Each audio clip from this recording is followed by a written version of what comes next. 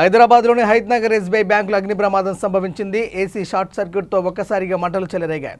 ఇది గమనించిన సెక్యూరిటీ సిబ్బంది అగ్నిమాపక సిబ్బందికి సమాచారం అందించారు. ఊటావుటిన ఘటనా స్థలానికి చేరుకున్న ఫైర్ సిబ్బంది మంటలను ఆర్పివేశారు.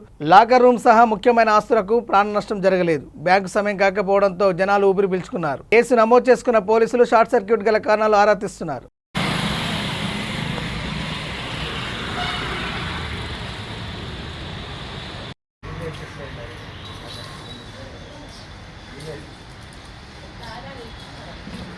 కాలం కార్లో